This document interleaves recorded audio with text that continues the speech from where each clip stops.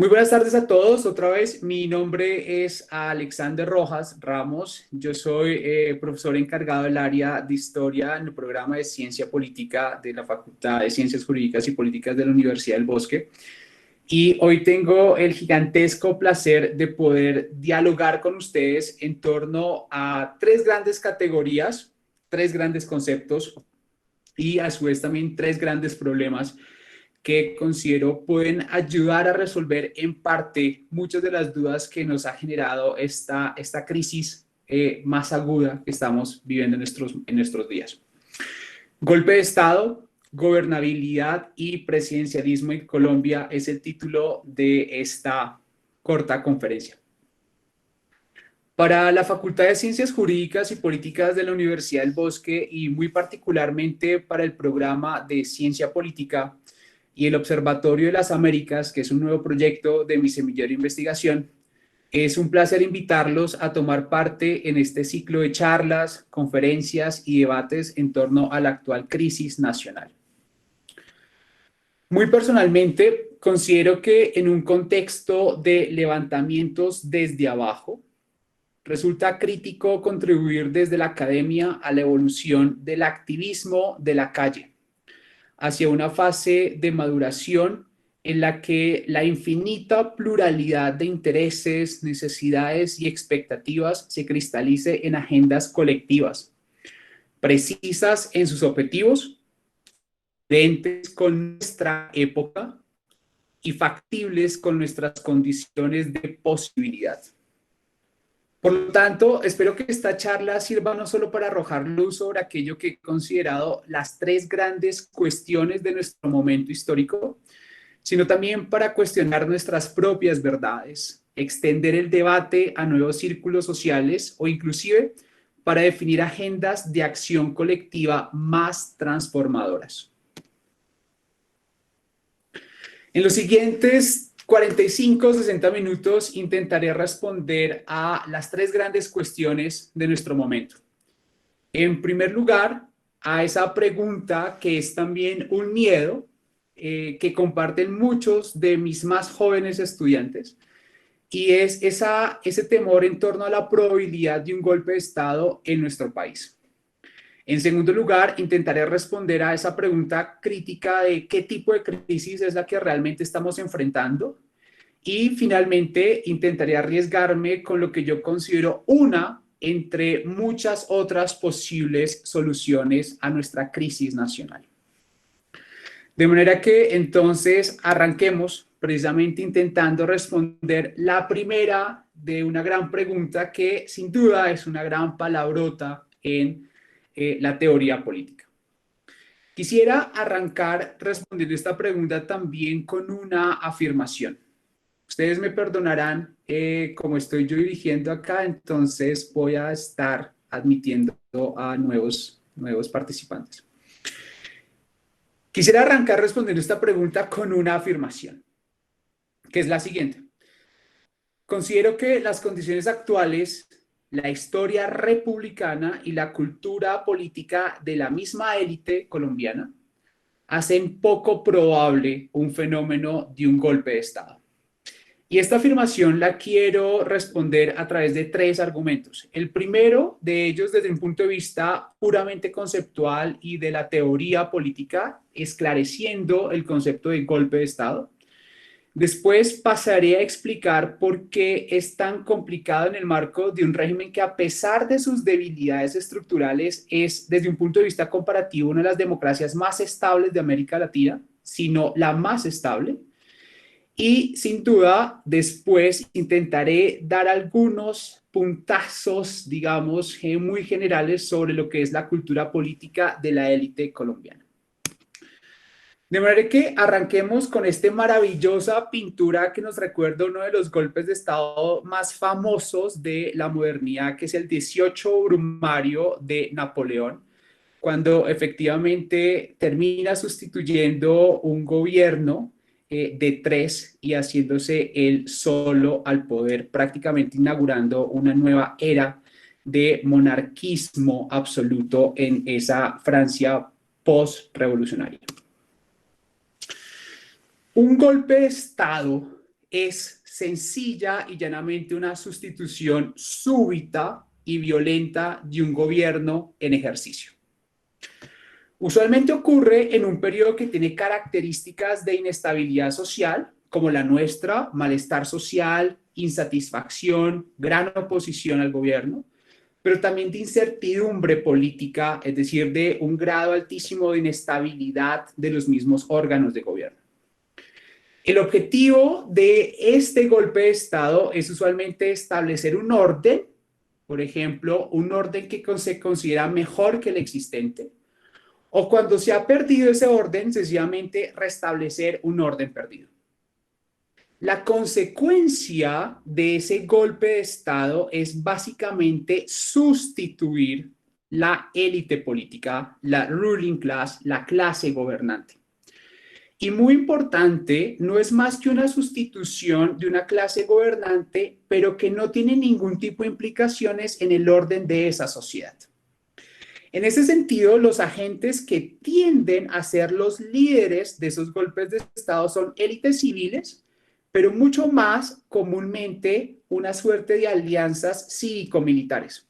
Ahora, ¿por qué encontramos usualmente en estos fenómenos a los militares allí, digamos, inmiscuidos? La razón tiene que ver con el hecho de que los militares siempre se han visto como una clase que es, digamos, apolítica, o que inclusive se considera que está por encima de la ideología. Esa suerte de lo que yo denominaría asepsia ideológica de los militares puede ser muy útil para una élite civil que necesita más apoyo en las armas para conquistar el poder que una pura empatía política. Ahora bien, en ese sentido resulta muy importante establecer también las grandes diferencias entre lo que uno denomina golpe de Estado y una revolución, que es sin duda otra gran palabrota de la teoría, pero también de la historia política. La gran diferencia consiste en que la revolución es sobre todo un cambio total de las estructuras de una sociedad, es decir, cambiar el orden de nuestra sociedad, como por ejemplo lo hicieron las revoluciones liberales en 1789, que cambiaron las viejas estructuras de estamentos y de castas para, digamos, tener una sociedad, una estructura, una arquitectura social mucho más moderna de clases. Sin embargo, hay una gran similitud entre revoluciones y golpes de Estado y tienen que ver precisamente con estas condiciones que las rodean. Es decir, básicamente, déjenme y yo pongo acá algo para que nos veamos mejor. Okay.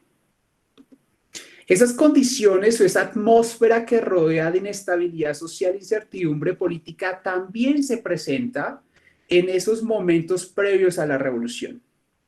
Usualmente, digamos, también esa es una gran diferencia, las revoluciones tienden a ser sobre todo fenómenos post-golpistas, es decir, tienden a volverse casi que un proyecto político una vez obtenido el poder.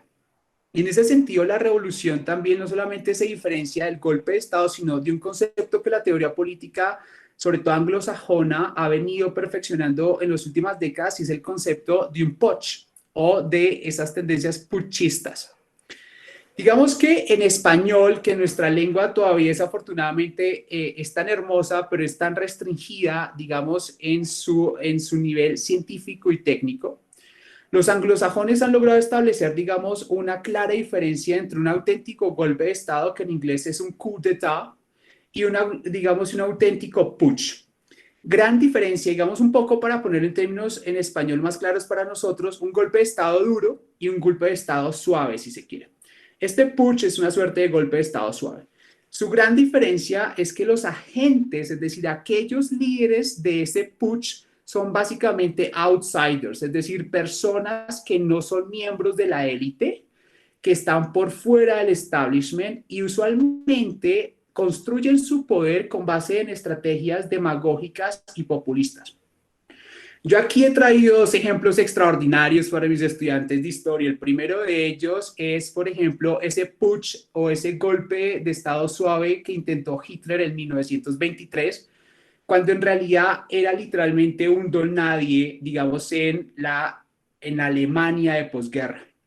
Hitler intenta una suerte de golpe de Estado suave con, digamos, un ejército de exmilitares y un poco de fanáticos que seguían ya sus ideas, pero que realmente no fue muy exitoso, carecía realmente de poder y esas son las grandes deficiencias, por ejemplo, de esos putsch que tienen outsiders como grandes líderes. Y sin duda una de las más estremecedoros eventos de putschismo en el siglo XX fue la marcha sobre Roma que lideró Mussolini con sus ejércitos de jovencitos fanáticos fascistas en 1922, que de hecho tampoco terminó siendo exitoso. La conclusión es que en el único elemento que coincide la teoría con la realidad colombiana es en las circunstancias de inestabilidad y de incertidumbre que rodean nuestro presente colombiano. Por lo demás, no hay un solo elemento crítico que permite indicar una configuración efectiva de un golpe de Estado, ni siquiera de un putsch. Y creo que en ese sentido, esto que yo he marcado aquí en rojo es crucial, porque si nos damos cuenta de lo que está pasando con toda la élite política, no necesariamente con aquellos que están conectados con el gobierno, inclusive la élite política de la oposición, si hay algo que los caracteriza es justamente, sobre todo, y como lo miraremos más adelante, un profundo respeto hacia el legalismo y la institucionalidad. Aclarado entonces lo conceptual, permítanme ustedes demostrar por qué, a pesar de las dramáticas deficiencias del régimen democrático colombiano, y si quieren pueden poner también el democrático muy entre comillas, no obstante esas es sin duda el régimen más estable de América Latina, por lo menos en lo corrido del siglo XX y nos atreveríamos inclusive a afirmar del siglo XXI. Para ello quiero traer un cuadro comparativo muy sintético, terriblemente sintético, de historia política de Colombia y la historia política de la región. En los más de 2 siglos de vida republicana, y permítame, cuando yo hablo más de 2 siglos, prácticamente estoy arrancando desde nuestra primera constitución republicana de Cúcuta de 1821, que justamente, digamos, estamos prácticamente de aniversario. En los más de 2 siglos de vida republicana, Colombia solo ha tenido 2 golpes de Estado. El primero en el siglo XIX, el 17 de abril del 54, liderado también por un militar, José María Melo, y de hecho lo derivó en un gobierno de muy corta duración que solamente se extenderá hasta el diciembre del mismo año. Y el más reciente a nuestra memoria colectiva, que es el perpetuado por Gustavo Rojas Pinilla, general también de la República Militar, el 13 de junio del 53, y que solamente se va a extender en términos de duración muy cortos hasta el 57. En términos generales, la experiencia política de Colombia en la segunda mitad del siglo fue más de una democracia cerrada, bipartista, cerrada sin duda con el proyecto del Frente Nacional entre el 58 y el 74, y un bipartidismo también cerrado que va a prevalecer hasta el 91, ¿no? Pero sin duda va a ser muy diferente a la experiencia del resto del continente que va a sufrir experiencias muy profundas en relación con auténticas dictaduras militares, no solamente rígidas, sino también muy largas. Ese caso de Argentina, que efectivamente, revisada su historia, si uno se da cuenta, Argentina vivió 24 años de dictadura entre el 55 y el 72. Y la institución presidencial tuvo una de las mayores crisis, de hecho solamente superada recientemente por Perú entre 1999 y el 2003, cuando en apenas 4 años los argentinos tuvieron 3 presidentes, a raíz de esto de una crisis más bien fiscal y financiera que se denominó el Corralito. El caso de Chile no se aleja mucho, con 16 años de dictadura, un golpe de Estado que va a sustituir a Salvador Allende y que va a imponer a Gustavo Pinochet hasta 1990. Paraguay experimentará 35 años de dictadura, de hecho siendo uno de los más críticos de la región entre el 54 y el 89. Uruguay, 12 años de dictadura, y si ya nos sentamos un poco en el siglo XXI, un periodo del cual no quiero hablar porque mañana tenemos una extraordinaria charla sobre democracia y crisis política en América Latina a las 4 de la tarde. a los cuales también están todos cordialmente invitados. En el caso de Cuba, es sin duda el país de la región con la dictadura más larga, digamos cívico-militar, si se quiere, desde 1959 hasta el presente, y el caso de nuestro vecino Venezuela, que tienen un régimen autoritario desde el 2002 y que en los últimos 20 años solamente han tenido dos presidentes. En términos generales, indiscutiblemente Colombia carece de una tradición golpista si nosotros nos comparamos con el resto de nuestros países hermanos. Y en segundo lugar, a pesar de las limitaciones a la pluralidad y a las libertades de la democracia cerrada del Frente Nacional y el bipartidismo que va a dominar hasta 1991, el sistema político colombiano es el más estable de la región, sobre todo junto con su institución presidencial. Ahora entonces, permítanme un poco darle esa última puntada a este argumento, revisando un poco lo que es la cultura de la élite colombiana, la élite política colombiana. Aquí quiero básicamente defender la siguiente idea.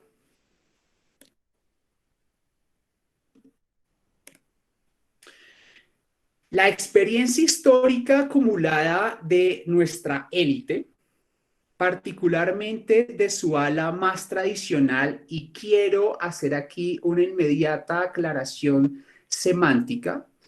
Quiero que lo tradicional no se entienda como sinónimo de derechista o de radical, sino básicamente de lo más viejo, lo de más larga duración.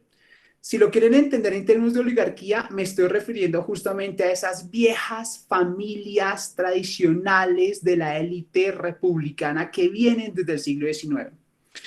La experiencia acumulada en esas familias, en esa suerte de nuestra nobleza política, la ha terminado por moldear, a pesar de lo que nosotros creamos, en una élite profundamente apegada a las instituciones, profundamente apegada al legalismo que ella misma ha inventado, que ella misma ha construido, y sin duda profundamente apegada a la hegemonía de lo civil por encima de lo militar. ¿De dónde ha heredado, digamos, esta cultura, este segmento de la élite? Yo lo quiero ver a través de 4 experiencias, y son básicamente 4 experiencias tanto traumáticas para aquellos que han dirigido el Estado, pero también como para el resto de la sociedad colombiana. En el siglo XIX, sobre todo un periodo marcado por nada más y nada menos que 7 guerras civiles, si hay algo que aprendieron, sobre todo los liberales y los conservadores, después de la fundación de sus partidos en 1848, es que las armas definitivamente no podían ser una vía al poder. Digamos que, ¿de dónde aprendieron esto estos viejitos? Un poco el siglo XIX fue traumático por las guerras, pero va a ser aún mucho más traumático porque la élite terminará aprendiendo con un totazo en la cara que la guerra civil era la causante directa de la pérdida de la provincia completa de Panamá. Y pues eso no es poca cosa, porque todavía, aún 100 años después, sigue siendo el único canal que permite la unión de los dos mercados internacionales del Atlántico y el Pacífico, es decir, casi nada. Digamos que en ese sentido, la última guerra civil del 19, la famosa guerra de los 1000 días, en realidad va a ser una suerte de bofetada, porque le terminará enseñando a estos miembros de la élite que las armas, que antes y durante todo el siglo XIX eran consideradas la única vía cuando el sistema no funcionaba, las armas sí lo permitían, pues definitivamente el impacto y los resultados de la guerra, de esa guerra fratricida, de esa guerra inclusive intestina dentro de la misma élite por colores de partidos, pues terminará enseñándoles que definitivamente las armas no eran la vía para poder acceder o recuperar el poder.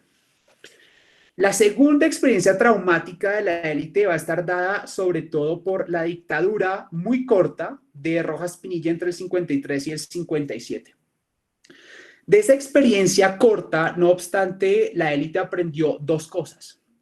La primera es que esos regímenes autocráticos tenían una implicación directa para su larga tradición de hegemonía en el poder político, y es que significaba la directa exclusión de ellos de aquello que consideraban en su tradición cultural y en su tradición de clase un patrimonio de clase y un patrimonio de familia, es decir, el Estado mismo, la República. De manera que en ese sentido la dictadura de los militares causó una profunda impresión y también un gran temor sobre su reproducción en el tiempo.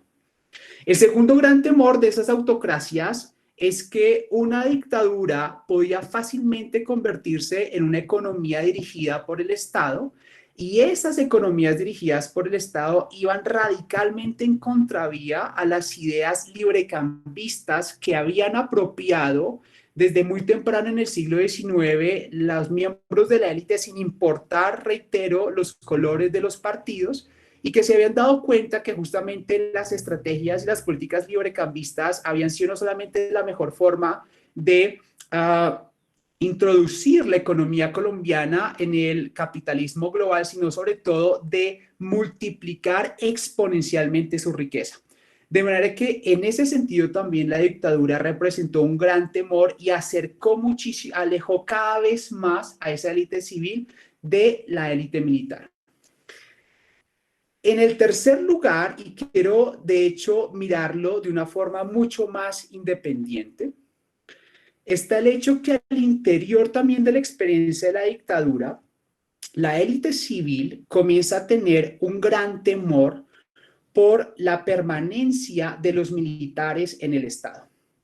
En ese sentido, la experiencia de Rojas Pinilla en el poder le va a enseñar a esa élite civil que resulta necesario implementar estrategias que ayuden a exorcizar ese fantasma de los militares en el Estado. Quiero explicar básicamente cuál fue esta estrategia que implementaron los miembros de la élite civil en contra de la élite militar, o más bien como una estrategia para excluir el fantasma de los militares de la República. Y quiero explicar este fenómeno a través de una categoría que es particularmente usada en la antropología cultural bajo la figura de los sistemas de patronazgo, la clientelización. Estrictamente, lo que quiero afirmar acá es que la élite civil clientelizó a la élite militar. Es decir, estableció un sistema de patronazgo entre militares y civiles que esencialmente era un sistema político basado en vínculos verticales, es decir, en otras palabras, relaciones sociales desiguales entre líderes, ellos los civiles, que eran los patrones, y los militares, que eran sus seguidores o sus clientes. La consecuencia de este sistema de patronazgo es básicamente crear también un sistema de relaciones recíprocas, es decir, yo me doy, yo te doy, tú me das. En este sentido, este sistema de reciprocidades se tradujo en Colombia en esa frase que seguramente todos escuchamos, y entre más viejitos estemos, más los vamos a escuchar, cuando los presidentes de la República en Colombia salen a afirmar que las Fuerzas Armadas y las fuerzas militares colombianas son respetuosas del orden constitucional colombiano. Estrictamente, el sistema de reciprocidades que establecieron los miembros de la élite civil con los miembros de la élite militar no tiene absolutamente nada de respeto por el sistema constitucional. El sistema de reciprocidades está basado esencialmente en una relación de obediencia por parte de los militares y de beneficios que otorgan los patronos civiles. En síntesis, lo que intento demostrar aquí es que las fuerzas militares colombianas no son respetuosas del orden constitucional colombiano. Eso es una falacia política. El respeto al principio del Estado de Derecho no es un valor innato del sistema de valores de los militares, sino muy por el contrario, son un cuerpo obediente de sus patrones civiles. Una obediencia que es la contrapartida de los militares a los beneficios que otorga el poder civil. Escalafonamientos, movilidad social ascendente, mejores salarios, estatus social. Estrictamente, las fuerzas militares colombianas no son un cuerpo respetuoso del rule of law, del Estado de Derecho. Por el contrario, son un cliente que paga con su obediencia los regalos que le otorga la élite civil. La cuarta experiencia traumática de la élite va a ser la del conflicto antisubversivo o finalmente la historia del conflicto moderno en Colombia. Frente al discurso abiertamente antidemocrático, abiertamente antiliberal y abiertamente antimoderno y antiprogresista de las guerrillas colombianas, la élite colombiana va a hacer una apropiación del legalismo de las instituciones y el Estado de Derecho como una suerte de símbolo de su misma clase. ¿En qué se termina reflejando un poco esta apropiación como una distinción también de su estatus de clase gobernante? En primer lugar, en una terminación del Frente Nacional en 1974, que si bien es tardío, abrió indiscutiblemente nuevamente las puertas del sistema político a la pluralidad. Y en segundo lugar, digamos, ese pluralismo que se intensificó muchísimo más y que va a derivar en la Constitución de 1991, que indiscutiblemente va a reconfigurar toda la arquitectura del sistema político y de la sociedad colombiana misma. Pero precisamente, digamos que puestos en este lugar, pues resulta absolutamente importante, digamos, pasar a nuestra segunda pregunta que nos convoca en esta tarde. ¿Qué tipo de crisis entonces es la que realmente estamos enfrentando en Colombia? Considero que esta pregunta resulta muy pertinente frente a una opinión pública, inclusive frente al análisis especializado, que parece tomar la consecuencia por la causa. Es decir, la idea de que vivimos una auténtica crisis institucional, cuando en realidad esta es una consecuencia.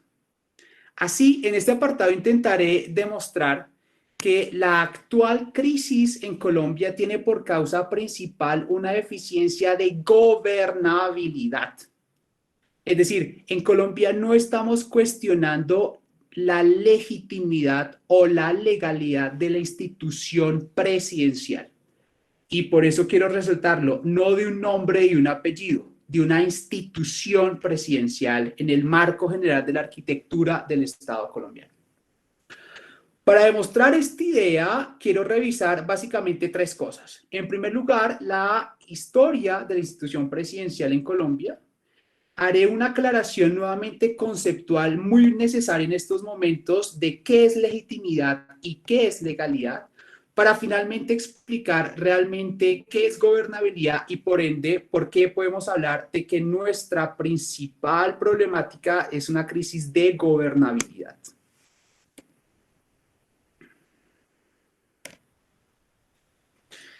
La institución presidencial en Colombia, contrario a lo que creemos, es históricamente muy estable.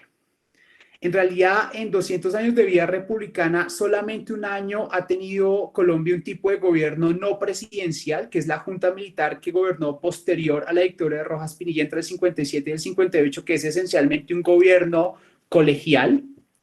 Y solo un gobierno ha sido fruto de un golpe de Estado en el siglo XX, precisamente el de Rojas Pinilla. Es decir, en términos generales, la institución presidencial colombiana, no solamente en el marco de la historia nacional, sino inclusive regional, es una de las más estables de la historia contemporánea y actual.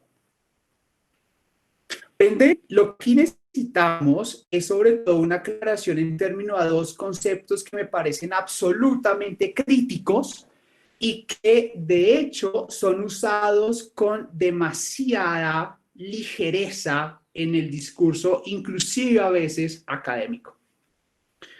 Permítanme entonces arrancar haciendo sobre todo dos aclaraciones. La primera de ellas, legitimidad no es sinónimo de legalidad. Y la segunda, la legalidad no está por encima de la legitimidad y tampoco la define. En realidad es lo contrario. La legitimidad está por encima de la legalidad. ¿Qué es legitimidad? La legitimidad es un fenómeno que realmente se inscribe en el ámbito de la cultura de una sociedad. Es decir, es un sistema de valores de una sociedad en un momento y en un lugar determinados que le permiten juzgar ideas, prácticas como acordes o contrarias a dicho sistema. Esta legitimidad por ente o esos juicios de lo que es contrario o propio de ese sistema de valores se va a traducir en dos actitudes, una actitud de reconocimiento y una actitud de consentimiento. Por el contrario, la legalidad no es más que el sometimiento de todo acto a la supremacía absoluta de la ley. Es decir, eso que los anglosajones han denominado hermosísimamente como the rule of law o el imperio de la ley. ¿De acuerdo? En este sentido, la ley es un artefacto cultural. Ella es un producto mismo de la cultura. Bien. Habiendo aclarado esto, entonces creo que aquí resulta mucho más interesante ver estos dos suertes de gráficas, muy horribles por lo demás, pero creo que intentaré que sean muy claras. En Colombia, realmente lo que se está cuestionando no es la forma mediante la cual el actual presidente de la República llegó al poder. Y mucho menos estamos cuestionando la institución presidencial. En ese sentido, aparte, siempre hago estas aclaraciones con mis estudiantes, aparte de las artimañas que por supuesto hacen parte de la cultura, digamos, no oficial, informal de nuestra democracia, aparte de esas artimañas que utilizan los políticos para ganar votos, para llegar al poder, etcétera, etcétera. Lo que parece claro es que, bien o mal, los colombianos, en nuestra gran mayoría, estamos de acuerdo en aceptar que el actual presidente de la República, nos guste o no, llegó mediante mecanismos legales y legítimos al poder. Es decir, se sometió como el resto de sus contendientes a las normas muy técnicas y muy rígidas del sistema electoral colombiano que se inscribe en un marco general de la Constitución y el ordenamiento legal colombiano, el cual a su vez es un reflejo del sistema de valores de los colombianos. Lo que en realidad cuestionamos nosotros, y creo yo haber hecho una lectura correcta de los jóvenes que están en las calles, es precisamente no la institución presidencial, sino por el contrario, los actos de gobierno. En este sentido, lo que sí parece claro es que los actos del gobierno no solamente son ilegítimos porque son contrarios al sistema de valores de esta juventud, de esta generación, sino aún más y mucho más grave, que parece ya casi que una vox populi, inclusive en los medios de comunicación internacionales, los actos de gobierno, o por lo menos aquellos de los agentes del Estado, parecen haber inclusive estar por fuera o transgredido los principios de nuestro sistema normativo. En este sentido, lo que realmente enfrenta en este momento nuestra nación es una auténtica crisis de gobernabilidad.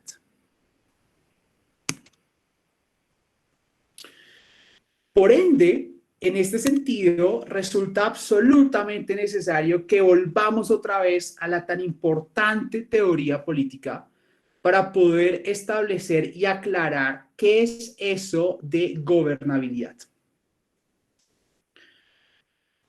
Sin mayores exageraciones, la gobernabilidad no es más que la eficacia de un gobierno.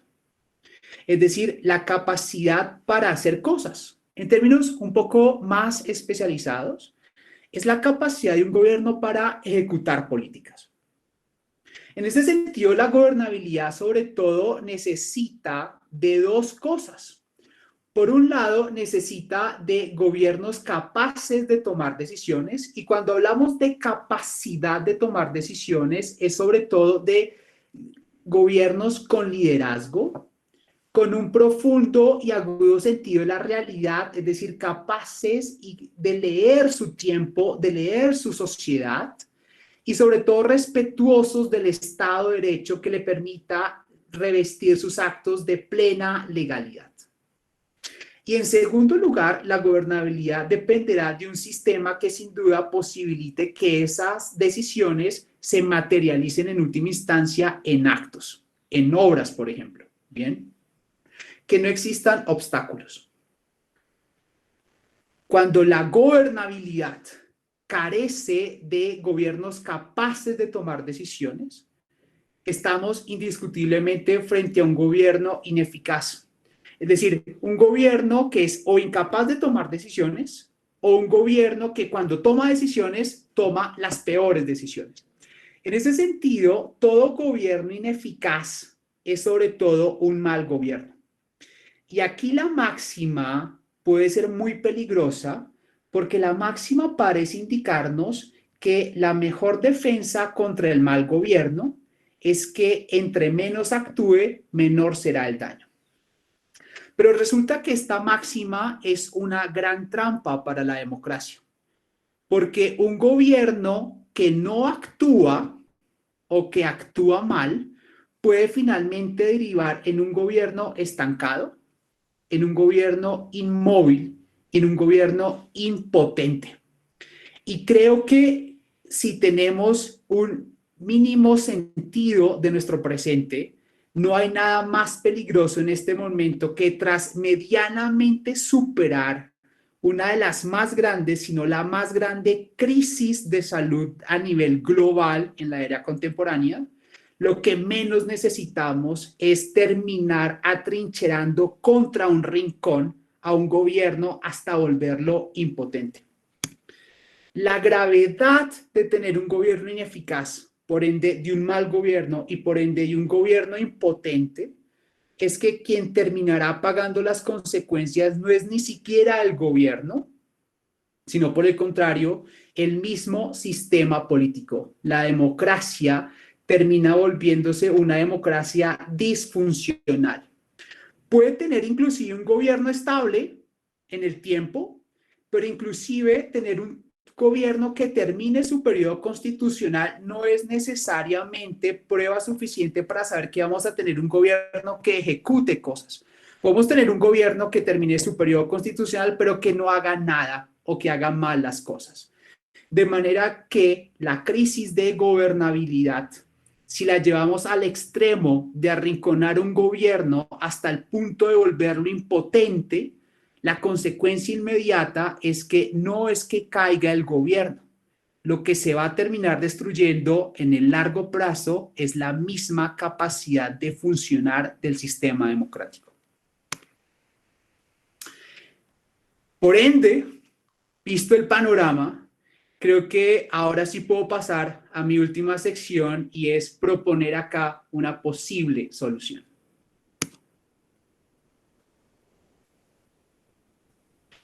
Paradójicamente, la rigidez y concentración excesiva del poder del sistema presidencial es la solución misma a la crisis. Quiero demostrar esta afirmación desde tres perspectivas. La primera, explicando que efectivamente el sistema presidencial es un sistema tremendamente rígido, sobre todo cuando se trata de poder buscar soluciones rápidas a momentos críticos. Segundo, intentaré demostrar que esa misma rigidez y esa misma excesiva concentración del sistema presidencial puede ser paradójicamente la misma solución al problema.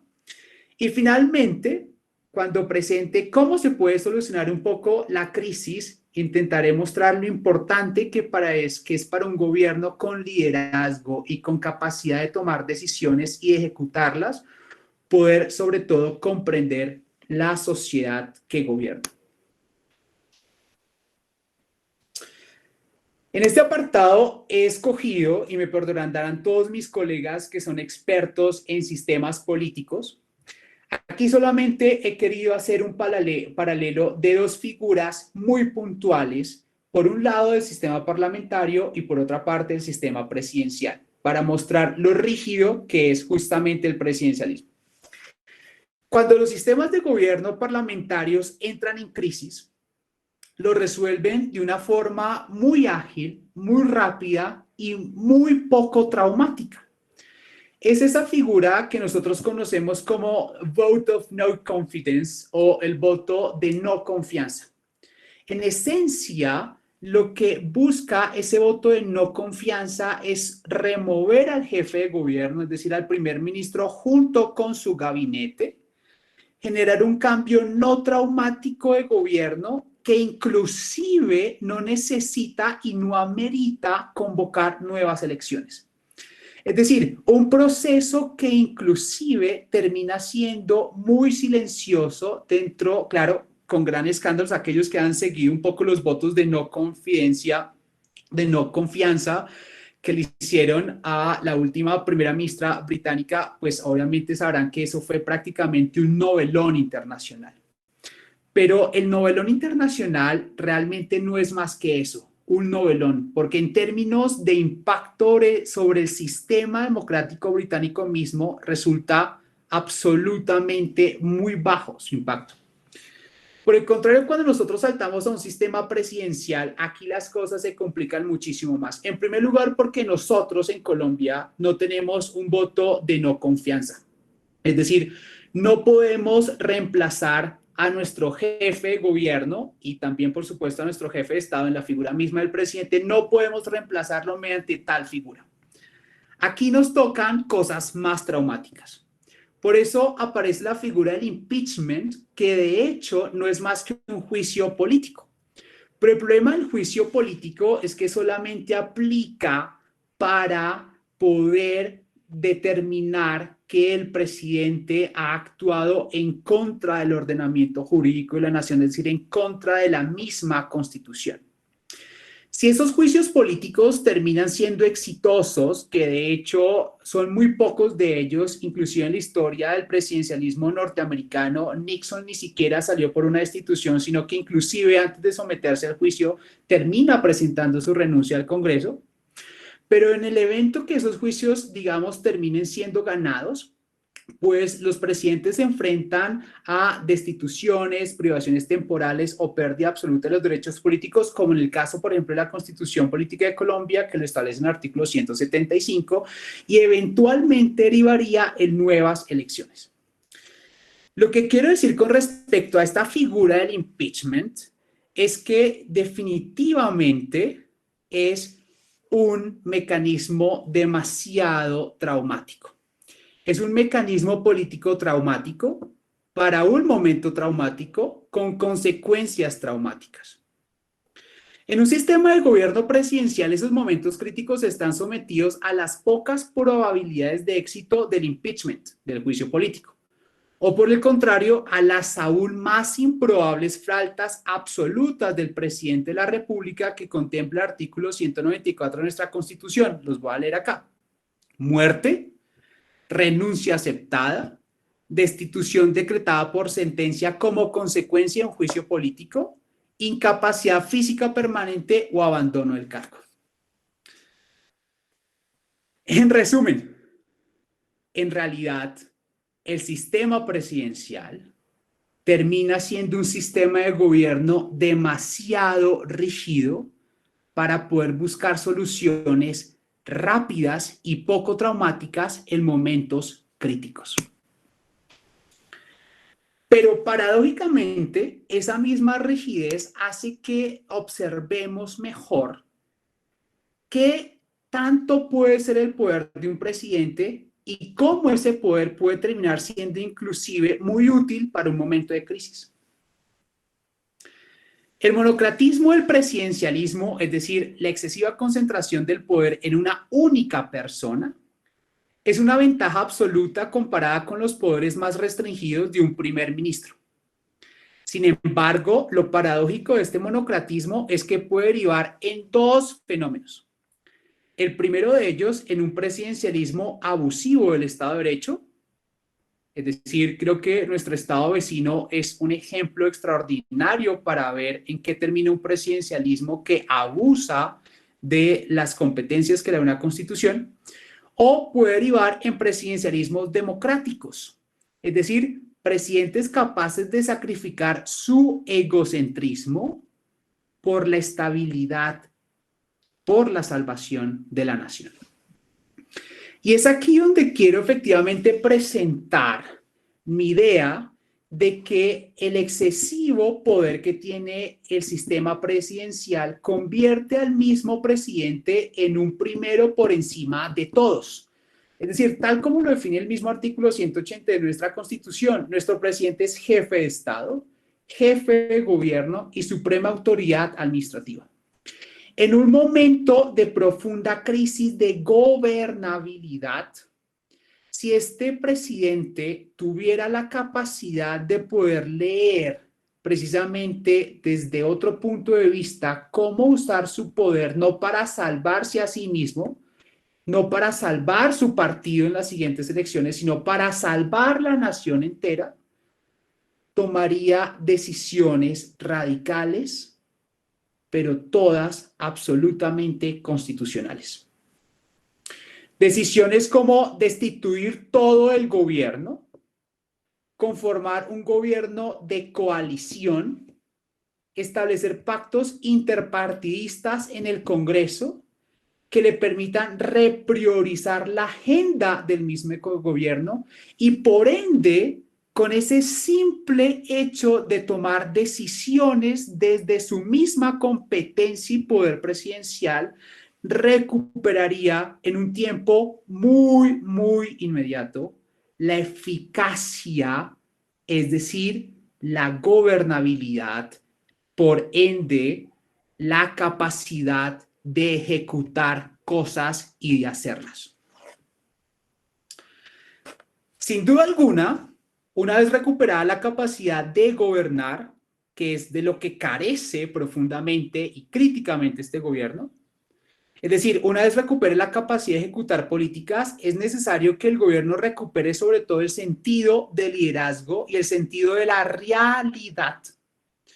Esa agudeza de interpretar las demandas, necesidades y expectativas de su sociedad presente, lo cual le permitiría pasar de la simple ejecución eficaz de políticas a la ejecución de buenas políticas. Para ello, sin duda alguna, de lo que más necesita este gobierno es de poder comprender la sociedad que está gobernando. Una sociedad que ha experimentado en los últimos 70 años una de las más extraordinarias revoluciones silenciosas de la región.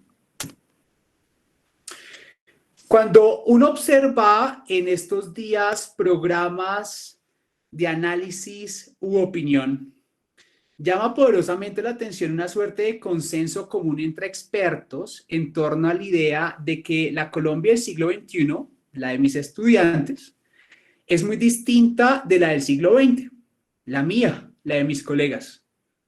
Un hecho que se constata muy fácilmente a través de un diálogo vespertino con los abuelos. En realidad, no se necesitan ni siquiera muchas lecturas para darse cuenta de eso.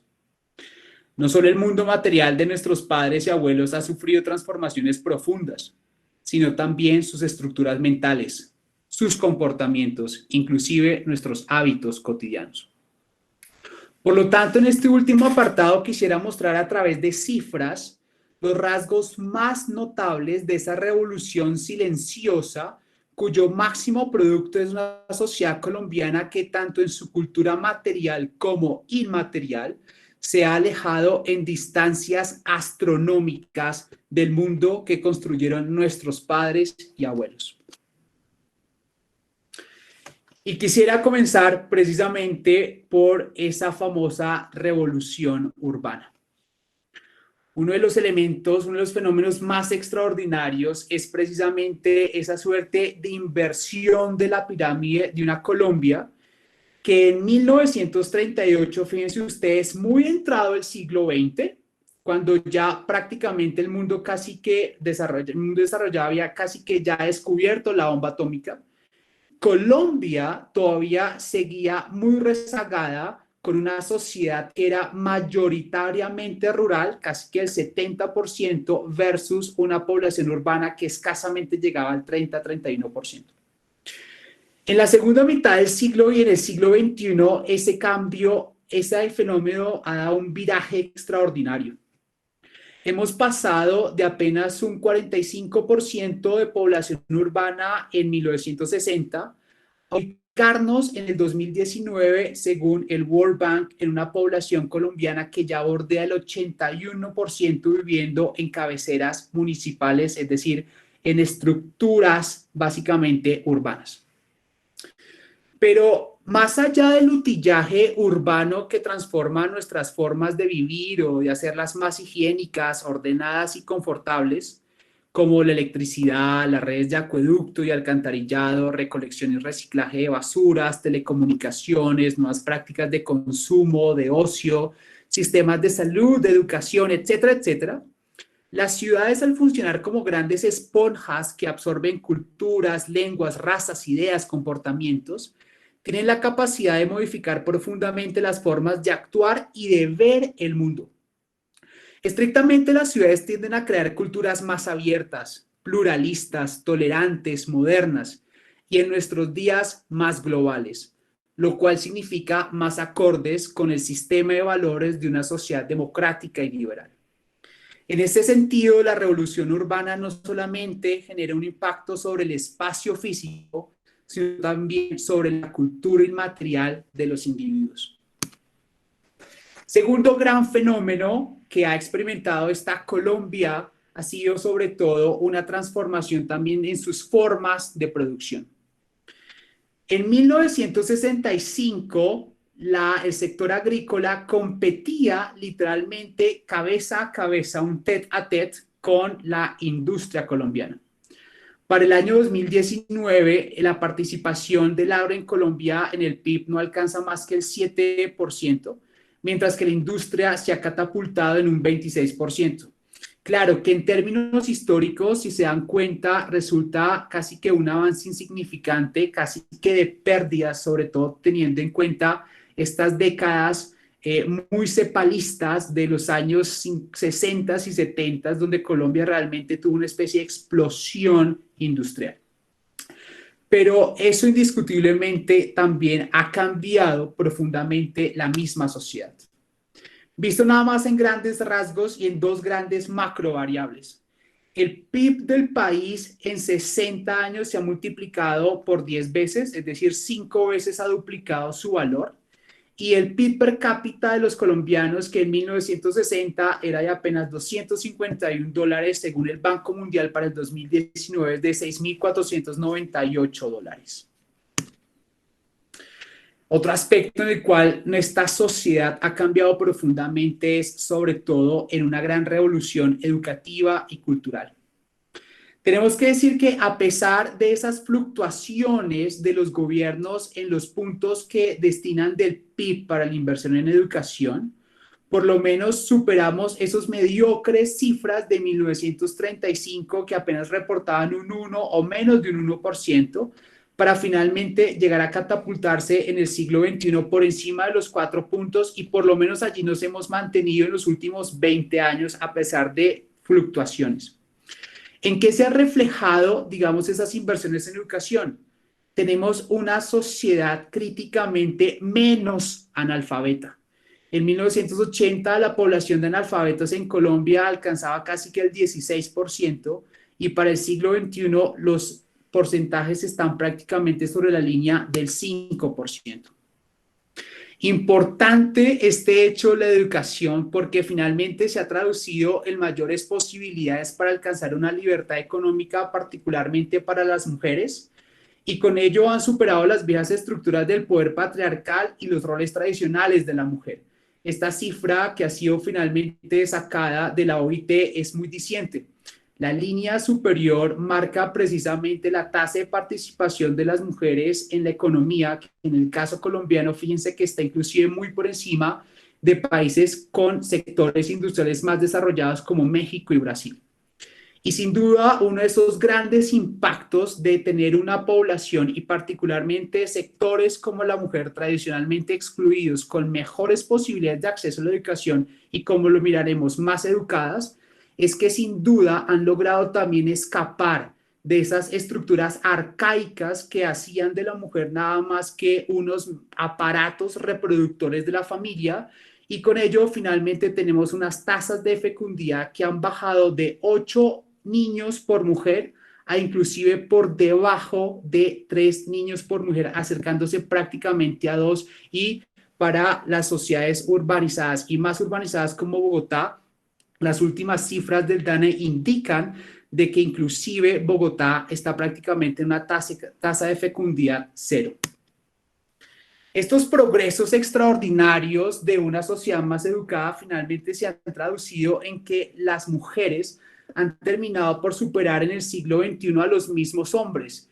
Terminan siendo, de hecho, el porcentaje con mayor acceso a los niveles terciarios, es decir, a los niveles técnicos y superiores de educación, con 59.7%, casi que superando en 9 puntos la tasa de los hombres. Finalmente, quisiera mirar acá un aspecto que, digamos, va a responder muchísimo y va a iluminar muchísimo qué es lo que tienen en la cabeza nuestros chiquitos más jóvenes.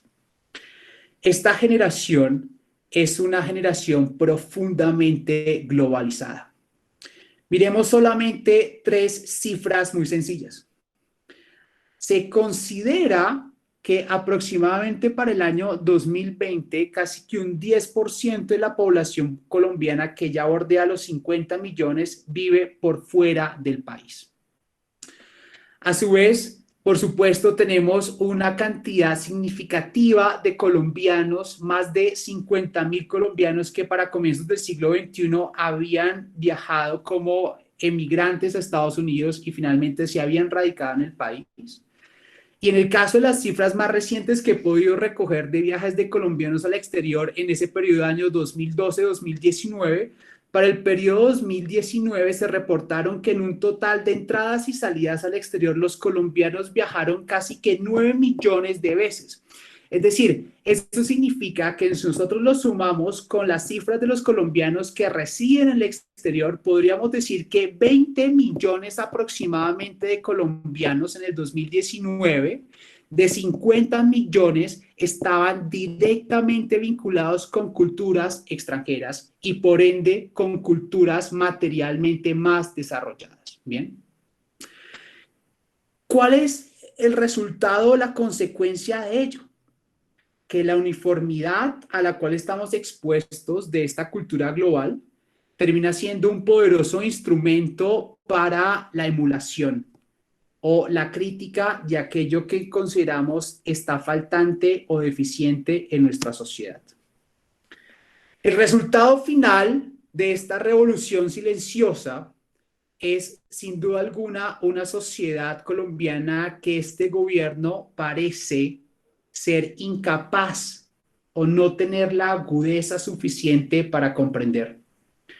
Una sociedad colombiana más educada, con mayores oportunidades de movilidad social, más interconectada con los valores políticos de una cultura global dominantemente liberal y democrática, y por ende una sociedad más exigente y más crítica de sus realidades locales.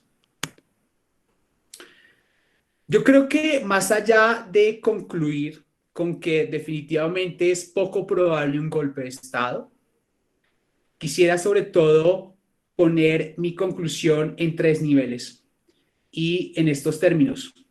Los términos de los estragos de un mal gobierno, de un gobierno ineficaz, de un gobierno atravesando una grave crisis de gobernabilidad.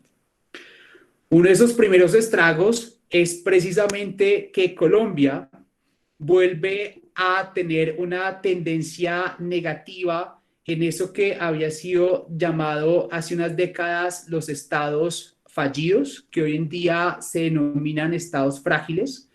Aquí yo he marcado la tendencia histórica de Colombia desde su primera medición en el año 2006 hasta su última medición más reciente en el año 2020 y lo hemos proyectado hasta el 2022. Esta gráfica que ustedes ven aquí es fruto de la investigación que realiza uno de mis estudiantes en trabajo de grado, Sebastián Morales, que está haciendo un profundo análisis precisamente del comportamiento del Estado colombiano en el FSI, en el Fragile States Index. Básicamente, este índice, para los politólogos que están aquí participando, marca una suerte de techo y una suerte de piso. En la posición número 1 están sin duda los países más frágiles del mundo, esos antiguos estados fallidos, si ustedes lo quieren. Y en el techo están sin duda los estados menos frágiles. Solamente para decirles que esa posición 178, es decir, la más alejada de los puntos críticos, ha sido en los últimos 10 años, sobre todo ocupada por estados como Dinamarca o Suecia. En la posición número 1, fundamentalmente estados de África. Colombia había arrancado en la posición 27 y a pesar de los estragos del gobierno de Álvaro Uribe hasta el año 2010 y durante el gobierno que le siguió de Santos, la tendencia general del Estado colombiano fue una impresionante recuperación de su estatus de fragilidad, pasando de la posición 27 a un salto extraordinario que lo va a llevar en el 2018 a la posición 71, que es literalmente lo que le legó el gobierno de Santos al actual gobierno. En las dos últimas mediciones del estado frágil, Colombia ha perdido dramáticamente 6 posiciones. Según las proyecciones de mi estudiante Sebastián Morales, es muy posible que al culminar este periodo, este gobierno, este periodo constitucional en el 2022, es posible que el Estado colombiano se vuelva a ubicar en las mismas posiciones que tenía una década antes.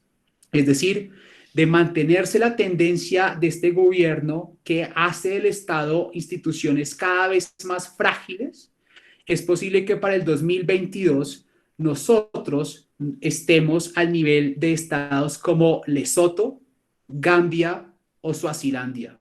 Es decir, las peores, más pobres y los regímenes más autoritarios del África subsahariana. Otro gran estrago de este gobierno es que definitivamente no saldremos posiblemente en la siguiente década de ese color amarillo que es un estigma de una de las sociedades parcialmente libres. El índice de libertades globales o el Global Freedom Status lo que mide básicamente es los derechos políticos y las libertades civiles de las sociedades. En la última medición, Colombia se encuentra en la posición 65 de 100.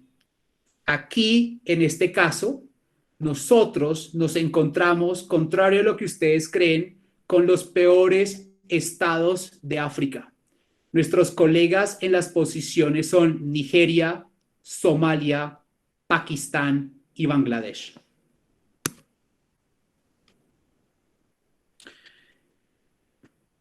Quiero por último terminar con este llamado y esta invitación. A comienzos del siglo XXI, uno de los más grandes teóricos de la democracia, Giovanni Sartori, hizo una reedición de su libro ¿Qué es la democracia? En ese librito intentó definir qué era el liberalismo y lo definió con 3 términos extraordinarios.